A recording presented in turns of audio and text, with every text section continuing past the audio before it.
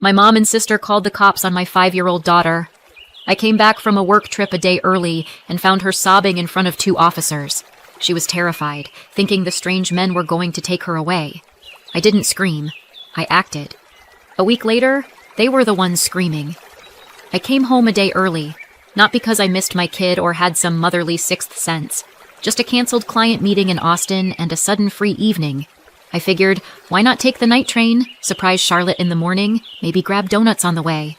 And okay, maybe my stomach felt off. But that's basically my default setting when my mom's involved. The key turned quieter than usual, probably because I turned it slow, like I was bracing myself for something. I just didn't expect that something. 2 cops were standing in the living room, one scribbling in a notepad. The other, young, polite face, was crouched down talking to my kid. My 5-year-old daughter, Charlotte, curled up on the edge of the couch, arms pinned to her sides, staring at the floor like she was waiting for a sentence. My mother, Phyllis, was looming nearby with her arms crossed like a judge who already had the verdict. My sister, Kendra, was holding her daughter, Nora, who was sniffly and fake sobbing into her mom's shoulder. For a second, I thought maybe they were at the wrong house, like maybe they'd popped in to ask for directions. But then one officer looked up at me and said, "Good morning. You must be Mrs. Cross. Mallory? Charlotte's mother?" I nodded. "Yes. What's going on here?" He shifted slightly, positioning himself between me and Charlotte. Not aggressively, just protectively. His tone softened. "Everything's all right. We were just responding to a call. There was a report of a dispute between children. One pushed the other. There was crying. We were told you were out of town, so we've been speaking with your mother and sister." I looked straight at my mother. "You called the police on a 5-year-old? Kendra jumped in like I'd offended her. "She hit Nora. She fell and was crying really hard." "Right." Nora, who was currently working her way through a cracker and sneakily watching Charlotte like she'd won. Charlotte still hadn't looked up. Her little body was shaking. I walked over, sat beside her, and pulled her into a hug. "She didn't hit," my mom corrected coldly. "She pushed. We tried talking to her, but she got mouthy. We thought maybe a quick chat with the police would help her understand this behavior isn't okay." The other officer finally spoke, raised an eyebrow. "For a 5-year-old? Ma'am, we don't typically conduct behavioral chats with kids who aren't even in kindergarten yet. We came because we were required to respond, but honestly, this kind of call isn't what emergency services are for." That's when Charlotte finally looked at me and started crying. Quiet, broken crying. Not loud or dramatic, just like something inside her gave up. I hugged her tighter. She wrapped her arms around my neck and held on like I was the only solid thing left. I rubbed her back and looked up at the officer. "So? There's nothing here that warrants further action," he said gently. "We've documented statements from everyone. No signs of harm. The child's shaken, but calm now.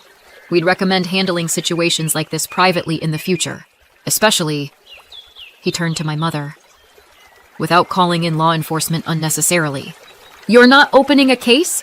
Kendra asked, already defensive. "No, ma'am," he said firmly. "And let me be clear. If this kind of report happens again, it could be considered misuse of emergency services. We have real emergencies. Don't waste our time." Then he looked at Charlotte and surprisingly smiled. "You're okay, Charlotte. No one's taking you anywhere. You can go back to playing now, all right? Just remember, sometimes other kids want to play with the same toy, and that's okay. But pushing isn't how we solve it. It doesn't make you bad. You don't have to give up your toy if you don't want to. You just talk about it, okay?" She nodded into my shoulder. He smiled at me, then walked out with his partner. The door clicked shut, and silence settled in. Well, except for Nora whining that she wanted to go to the park. Kendra was whispering something to her. Mom looked like she expected me to apologize. "You've lost your damn minds," I said. "Calling the police. On a 5-year-old. Over a toy." "Not over a toy," Phyllis snapped. "Over aggression. You spoil her. She thinks she can do anything she wants. Kids like that become problems in school. And grandmothers like you become stories therapists hear for years," I shot back. "What kind of adult terrifies a child with cops?" "I didn't terrify her," my mom replied, arms folding tighter. I just said if she didn't stop, there'd be consequences. That's not a threat. It's the truth. You told her the police were going to take her away. You know she's scared of strangers. Phyllis shrugged. Maybe now she'll think twice. I held Charlotte even closer. Yeah? Well, now you can think twice. You're never being alone with her again. Not you, not Kendra. That's done. Mallory, come on. We were just trying to help. You don't even realize what you did. She wasn't fighting over a toy. She was protecting herself, her boundaries. And you showed her that standing up for herself gets her treated like a criminal. Phyllis opened her mouth, but I raised my hand. No, that's it. We're done here. That night, back home, I was washing Charlotte's hair, helping her into pajamas, reading her a book about dragons. The usual routine, except I kept stumbling over the words because my brain wouldn't shut up. I pointed to the page. You know who my favorite is? The princess. Not the dragon, not the knight. The princess. Because she doesn't sit around waiting to be rescued. Charlotte was quiet. Then she said softly, Mom? Grandma said that if I told you, you'd get upset, because you'd be ashamed of me. I exhaled, closed the book. Okay. First of all, pushing someone isn't okay, even if they try to take your toy. Her eyes dropped. But that doesn't make you a bad kid. And no, I'm not upset. And no, I'm definitely not ashamed of you. She looked at me, really looked, like she was trying to read my face for hidden disappointment. Really? Really, I said. I'm always on your side. Always. And if you mess up, we talk about it. Just you and me. No strangers showing up. No lectures from Grandma. No guilt trips. No shame. Just us figuring it out. Deal? She nodded, nuzzled into my shoulder, and I just sat there in the dark, holding her, listening to her breathing, knowing that, this time, I got there in time. And knowing that from now on, I'm not stepping away. Not even for a minute. When a child falls asleep after a meltdown, there's this strange in-between moment, quiet on the outside, chaos on the inside. Charlotte had her face buried in my shoulder, breathing softly, finally calm. And I just laid there, staring at the ceiling like it might hand me the answer to the question that had been gnawing at me all evening. How the hell did I ever think these people were safe enough to leave my daughter with? I grew up in that family. Standard childhood in the most emotionally barren sense. My mom? Perfect makeup, frosty heart. She never yelled. Emotions were beneath her. Her catchphrase was, "Don't make a scene. Behave with dignity." If I was upset, she didn't ask, "What happened?" She asked, "And what are you planning to do about it?" I had an older sister, Kendra. Everything about her was polished. Straight A's, perfect ponytails, color-coded personality. The one thing she lacked was a spine of her own. She learned to mirror Mom before she could even spell her name. Always watching her like she was some instruction manual, how to act, think, breathe. I was the difficult one. Translation. I had opinions, spoke at the wrong times, thought too much, cried when things hurt, which, in our house, meant I was weak. My dad existed in the background, soft, warm, invisible. I think he loved us in his way, but he lived in the shadow of my mother. Sometimes he'd wink at me when she got especially unbearable. That was his version of solidarity. But he never stepped in. When I ran to my room crying, he didn't ask why, just brought hot cocoa. He was a life raft, not a shield. I left home at 19, took night classes, worked during the day, rented a shoebox apartment with a stunning view of a brick wall. I wanted to be a designer, so I became one. Now I'm 32, working as a UX designer for a small but steady company. Remote gig, occasional business trips. I'm not rolling in cash, but I make enough. Charlotte came along when I was 27. Her dad had great shoulders and the emotional range of a kitchen sponge. He seemed solid at first. Then he started flinching when she cried at night. 6 months later, he was always working late. A year in, he was gone. The divorce was quiet. Now he mails child support and the occasional card with a wonky dinosaur sketch. Charlotte barely remembers him. So with this not perfect but steady life, I let my mom back in. It started after Dad died. Suddenly, out of nowhere. brain aneurysm. Just didn't come home from work. Charlotte was 3. At the funeral, Mom was a statue. No tears. Just said, "I guess it's all on me now." We hadn't really spoken in years.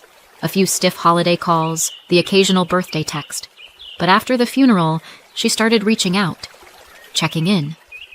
One day she even showed up with a supermarket rotisserie chicken, not homemade, but still a peace offering. I thought, maybe she's changed. Maybe now, with Dad gone, she's trying to build something real. And I let myself believe it. Because grief changes people. Because she's still my mother. I started dropping by with Charlotte, then started leaving her there for an hour or two when I had errands. It was quiet.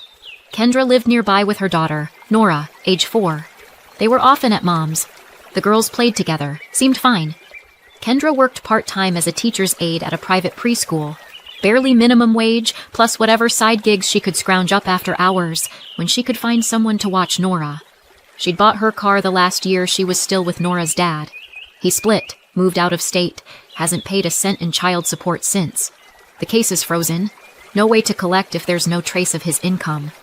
So Kendra leaned on Mom, and Mom leaned on me. At first it was small stuff. Insurance bills, fixing the water heater. Then it turned into a monthly ritual. "Can you help with this? Kendra's struggling. She's got a child, you understand." "Yep. Me too. Still paid. I even started covering part of Kendra's car loan every month. Otherwise, it'd be repossessed by now. Unspoken deal.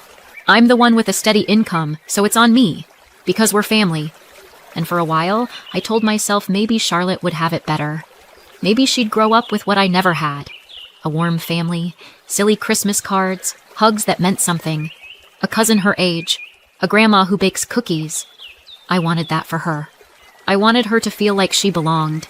But now I'm watching her sleep, and I get it. None of it was real. They never changed.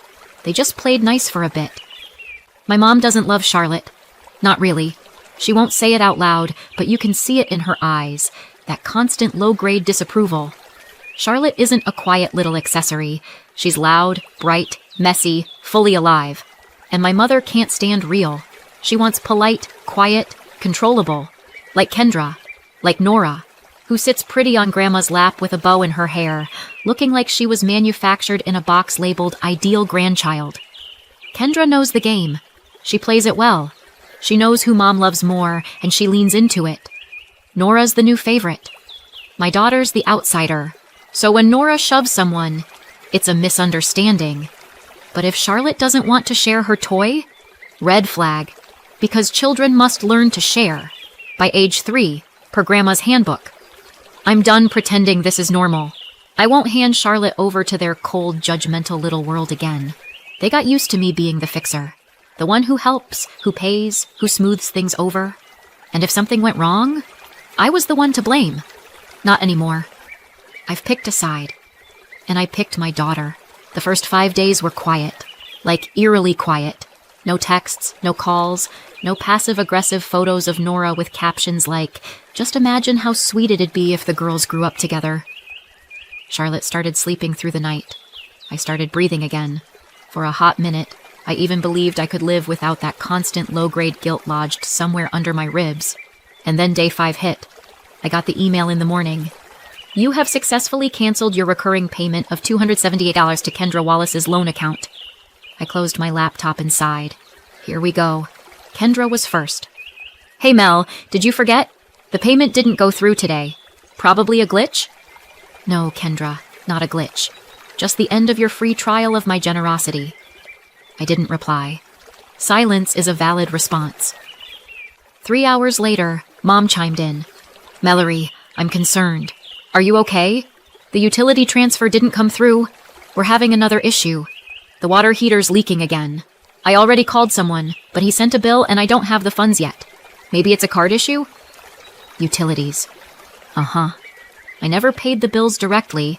Just sent her a set amount each month, per her request, for the utilities. But every time, it came with some story. Broken meter. Gas got shut off. This plumber's more expensive than the last one. It was obvious the stories were just decoys. The money was the point. I stopped asking questions, It was easier to throw $180 at it than play financial detective and end up feeling like a heartless monster. I didn't reply to her either. Just canceled the auto pay on her health insurance too. Let her call Medicare. Or hell. The next day, they decided it was time to bring out the heavy artillery. Kendra showed up in person, with Nora in tow. I was feeding Charlotte star-shaped mac and cheese. Nora stared at her plate like she hadn't seen food in days. "We were just nearby," Kendra said, not making eye contact. And I thought, maybe we should talk. Charlotte pressed herself into my side. "There's nothing to talk about," I said, slicing cucumbers. "Mel, come on. You know I don't have the kind of income you do. I've got a kid, and you've got Mom, and your daughter is her chosen one. You're doing just fine." She swallowed hard. Nora started sniffling. "So, you're really not going to help anymore?" Kendra asked. "Nope. And if you're hoping to guilt me using your kid, don't." She left without saying goodbye. A few hours later, Mom called. "Is this your final decision?" "Yeah." "So you're just leaving us in a difficult position?" "No, I'm just no longer sponsoring your lifestyle. You're grown women. You'll manage." "This is petty, punishing the whole family over one misunderstanding." "That wasn't a misunderstanding. That was police involvement in a toddler tantrum. You know exactly what it was. You're exaggerating. And you're minimizing. Doesn't work anymore. I'm done." "Well," she said, "don't be surprised when there are consequences." Ooh. What consequences exactly? That they'll boycott Thanksgiving dinner, where I'm already the only one who cooks? Terrifying. Later that night, Kendra sent one more message. "Sorry I came by. We're just in a really tough spot. I thought you still wanted Nora to have an aunt, for Charlotte to have a cousin, but I guess that doesn't matter to you." "It does matter. It matters that my daughter has people who are safe, kind, who don't smile while dialing the cops because she picked a doll from the wrong bin." I didn't answer. I just hugged Charlotte when she asked if she could draw a rainbow on the wall. "Of course," I said. "As long as it's in your room." She ran off for her markers, and I sat there in the kitchen, with a half-eaten bowl of Star Mac, a bunch of canceled auto pays, and this weird, unfamiliar feeling in my chest. Relief. 5 years I spent bending over backward for people who treated my child like an afterthought. Now, everything's finally where it should be. They're going to struggle. But me? Not anymore. About a week after the 5th, aka the day they didn't get their money, the real fun began. I went to pick up Charlotte from preschool like I always did. 4 o'clock sharp, gummy bears in my coat pocket, her favorite kind. But this time, the usual warm smiles from the other parents were replaced with sideways glances and whispers. One of the PTA queens acted like she didn't even see me, which was funny, considering she's usually glued to my side for small talk about gluten-free lunch hacks. When I stepped into the coat room, a few moms were chatting animatedly until I walked in. Then silence, like someone hit mute. A couple of them, Kim with her ever-present Stanley tumbler, and Leslie, the Pinterest braid queen, looked at me like I'd shown up to snatch their kids, not my own. "Hey, Mallory," one of them said eventually, giving me a tight, awkward smile. Everything okay with you guys?" Translation: "We were just talking about you and now we don't know where to look." "Great, thanks," I said, helping Charlotte zip up her coat. She pressed against me, quiet as a mouse. "It's just..." She glanced at the others. "We, got this message. Anonymous. About some incident with the police. Something about Charlotte having... how did it put it? Anger issues." I took a deep breath. The kind of breath you take when your first instinct is to say, "Why the hell are you gossiping about a 5-year-old?" But instead, I went with option B. Calm. "Interesting. And who exactly sent this?" There was no name, just an email and screenshots. A piece of what looked like a police report. Supposedly. Supposedly, I repeated. "And you believed it?" They looked at each other. Their silence said more than any words. Right then, Miss Sanders, the lead teacher, came out from the classroom. She had the look of someone who didn't want to be involved, but was legally required to care. "Mallory, can I speak with you for a moment?" We stepped aside.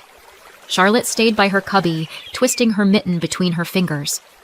"There's no problem with Charlotte," she said immediately. "She's kind, cooperative, social. If anyone's snatching toys, it's not her." "Then what's this about?" "Two parents approached me today. One of them was actually concerned whether their child was safe being in the same group as her." I tried to smile. It didn't go well. "Any idea where they got their info?" "One of them showed me a screenshot. An email, supposedly from a family member, said Charlotte had behavioral problems, that the police were already involved." I closed my eyes. "Want to know where it really came from?" "Only if you feel like sharing," Miss Sanders said gently. I looked her straight in the eye. Charlotte had a spat with her 4-year-old cousin. Her grandma and aunt decided she needed a lesson, so they called the police on a 5-year-old because she didn't share a toy. "Oh, and now I guess they're expanding their smear campaign to the general public, probably hoping I'll panic and start wiring them money again." Miss Sanders didn't say a word, just gave a long, slow nod. I walked back to Charlotte. The moms were still huddled nearby, waiting for the next episode. I sighed. In this neighborhood, rumors move faster than preschool RSV. Sometimes it's easier to just give them a headline. "In case you're wondering," I said calmly, "I've got a complicated relationship with my mother. She chose to handle things creatively. Charlotte's fine. The police are not on speed dial. Thanks for the concern." They all started nodding and smiling awkwardly, murmuring, "Oh, got it," and "good to know." I smiled just enough to end the conversation and took Charlotte's hand. She squeezed my hand hard as we walked to the car. I wrapped my arm around her shoulders. "It's okay, baby. Grown-ups love to talk, even when they don't know what they're talking about." That night, he texted, "Hey, I just got a weird message about the police in Charlotte. What's going on?" Of course. The great volcano of child support and occasional birthday cards had awoken. I sighed and replied, "My mom called the police because Charlotte pushed her cousin. Sounds crazy? That's because it is. Cops showed up, saw 2 little girls in princess dresses, drank a bottle of water, and left. Everything's fine." He called. "Wait, is that seriously what happened?" If I wanted to write a drama, I'd go with something flashier, maybe a house fire or a puppet trial. I just don't know if I should step in. Maybe she'd be better off with her father? I almost laughed. "Really? You? Step in? You've spent 5 years toggling between sending a gift and forgetting her birthday." "Well, I do pay child support.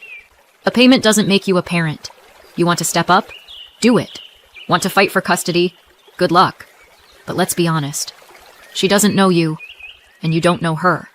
If one anonymous message made you this reactive, maybe start by Googling emotional manipulation. I'm just concerned." "Then be concerned consistently, silently. At least that'd show some stability." He hung up. The next day, Kendra was waiting for me, standing by the preschool gates like a therapist with boundary issues. Nora was with her. "You serious right now, Mallory?" "Nice to see you too, Kendra. How's your evening?" "This isn't mature. You just stopped helping. No warning."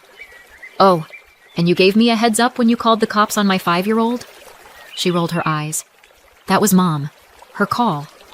"And what were you doing? Baking muffins?" "You stood there and nodded along. Or egged her on. Either way, not innocent." She sighed. "Mom and I aren't even speaking anymore. Because of you. You blew up the family." "Me? I ruined the little club you built without me for 10 years? The one I was only invited to when you needed cash and a free babysitter?" "You're just being vindictive." "I'm protecting my daughter. Something you forgot to do." Kendra looked down. I exhaled. "You're a mom too, Kendra. Imagine if someone used your kid to make a point. If Nora was sitting alone, shaking, and you had no idea. How would you feel?" She didn't say anything, just took Nora's hand and walked away. Charlotte saw the whole thing. She looked up at me and asked quietly, "Are they not coming anymore?" I knelt down beside her. "No, sweetie, they're not. And if they ever try, I'll protect you. I promise." A few days later, I showed up at preschool a little early and asked to speak with the director. We stepped into her office. I closed the door behind me and laid it all out. No sugarcoating. The police call. The grandmother who thinks parenting is a medieval inquisition. The smear campaign in the parent chat. How my 5-year-old had to cling to me like I was her life raft. "I'm really sorry you've been through all that," she said when I finished. "I hear you. No one except pre-approved contacts will be allowed near your daughter. Would you like that in writing?" "Yes, please. And no baby talk, no fake sweet voices, no give auntie a kiss. Nothing. 0 access." She nodded. "We'll follow protocol. I'll also brief the teachers in case either of them shows up at the door." "Thank you. And if any of the other parents ask, feel free to say it's a safety issue. No details." I walked out of there feeling like I'd just cleaned the kitchen after a pot of milk exploded on the stove. Not perfect, but not sticky anymore. The next day, I filed for a temporary restraining order, straight through the court website. Just like online shopping, pick your quantity too. List the reason, attach screenshots. Estimated delivery, 5 business days. They got the papers on Thursday.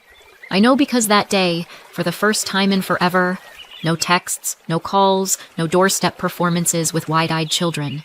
Just peace. Real, actual peace. That evening, Charlotte and I had ice cream. She chose vanilla. I picked salted caramel because after filing court paperwork, your caramel has to be salted. She was drawing a rainbow on her wall. Yes, I let her. In her room only. Pencils only. No ceiling murals. "Mama, can I draw a dragon too?" "Of course, but he has to be nice." "He's gonna protect the rainbow," she said, and ran off to grab her green marker. I watched her go, curled up in my chair with a throw blanket and tea, and for the first time in a long time, I wasn't scared. No calls, no surprises, no guilt bombs, no one knocking, demanding, guilting, or gaslighting. They can be mad. They can write long, passive-aggressive monologues. They can tell extended family what an ungrateful daughter I am. I don't have to be the good one anymore. I just have to be her mother. And I'm on her side. Always. A month later, Kendra missed another car payment and texted Mom. "If they repossess it, I literally can't work." Mom forwarded it to me. I didn't respond. Months passed. The bank took the car. Kendra now walks to her evening gigs and begs the neighbor to babysit Nora as a favor. Mom sends me texts about her routine checkups, her sky-high utility bills, and how the system is unfair and won't cover her insurance. I don't answer. I'm no longer the family emergency fund, no longer the one who understands. Let them figure it out. Or not. Either way, it's no longer my job. Meanwhile, Charlotte learned the alphabet, mastered French braids, and started believing, again, that home is a safe place. We put glow-in-the-dark stars on her ceiling, made pancakes for dinner, and cracked up over cartoons. I finally got it. Family isn't who you owe. It's who holds your hand, not your throat. Thanks for sticking around and listening to my story. I'm genuinely curious. What do you think? Did I do the right thing? Or maybe I waited too long to act? Drop your thoughts in the comments. And if this story hit home, go ahead and subscribe. There's more where that came from.